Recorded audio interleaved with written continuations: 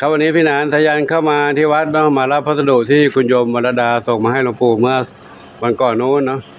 คุณโยมวรดาบอกว่าฝากให้พี่หนานสายัน1 กล่องตอนนี้ก็มารับเป็นที่เรียบร้อยก็พี่หนานสายันขอบคุณคุณโยมวรดานิดนึงครับขอบคุณคุณวรดาสืบสกุลนะครับที่ได้ส่งอาหารน้องๆเหมียวมาให้ก็ขอให้คุณวรดาจงมีแต่ความสุขความเจริญนะครับขอให้สุขภาพแข็งแรงนะครับขอบคุณมากครับครับวันนี้พี่หนานสายันก็รับไปเนาะพี่หนานสายันเข้ามาดูพื้นที่นาจะเตรียมไถนาปลูกข้าวแล้วครับครับก็ขอโมทนาสาธุนะขอบคุณคุณโยมวรดาเชื่อสกุลนะที่มีเมตตาส่งอาหารมาให้น้องเหมียววัดบงชาแล้วก็ฝากส่งให้เหมียวบ้านพี่หนานสายันด้วยนะตอนนี้พี่หนานสายันรับไปเรียบร้อยแล้วเนาะก่อนโมทนาสาธุครับวันนี้พื้นที่วัดก็ชุ่มชื้นชุ่มฉ่ำยามเช้าเมื่อคืนนี้มีฝนตกลงมา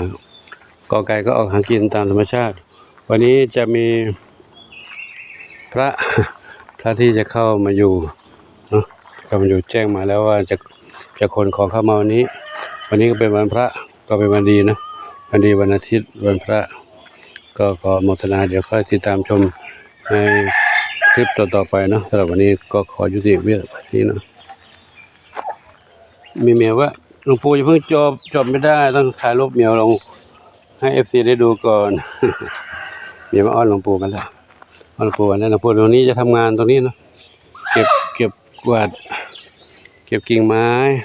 แต่ไม้หญ้าบนหลังคาไม่ใช่ใบหญ้าใบไม้บนหลังคานั้นเอาลงไม่ได้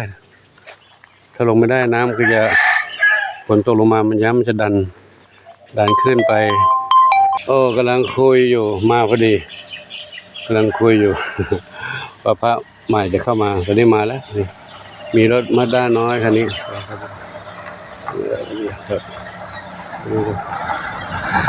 ขับก็มาแล้วไปเลย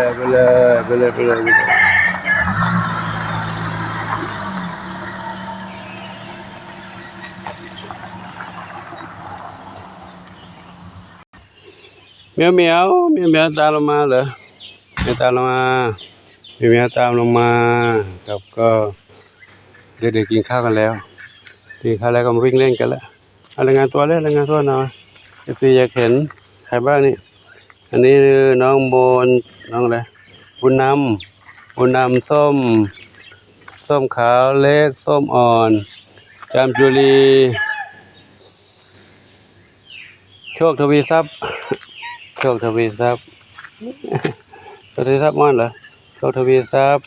สีลูกใครนะเจนวรัตน์ครับตอนนี้ก็หลวงพี่มาแล้วเนาะ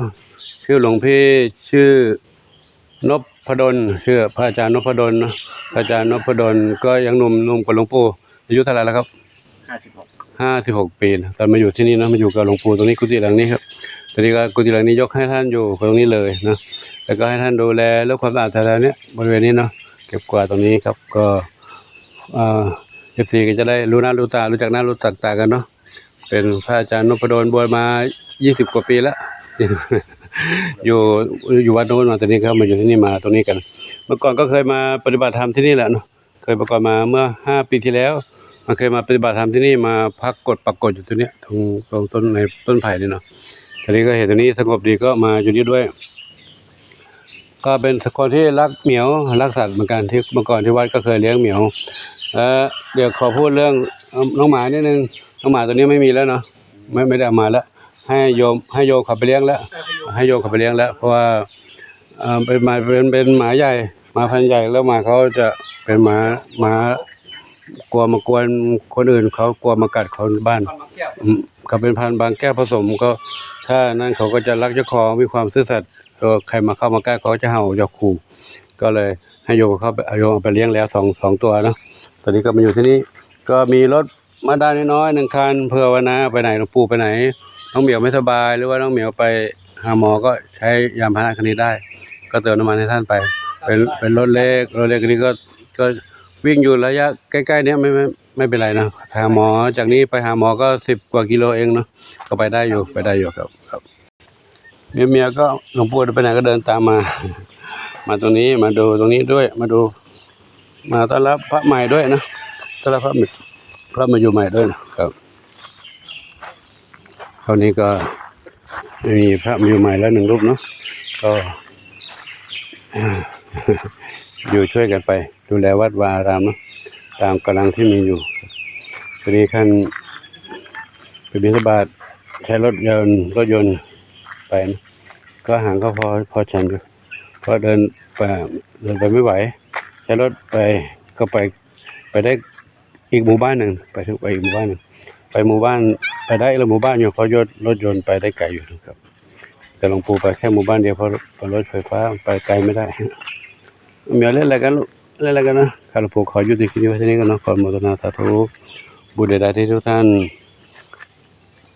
มีความรักความเมตตาต่อน้องเหมียวน้องไก่น้องเต่าน้องกระต่ายและสรรพสัตว์ทั้งหลายขอให้ส่งบุญทั้งหลายจงอำนวยพรทุกคนทุกท่านพบความสุขความเจริญมีความสุขกายสุขใจปรารถนาที่ใดก็ได้ทุกความมุ่งมั่นปรารถนาทั่วกันทุกคนทุกท่านเถิดสาธุ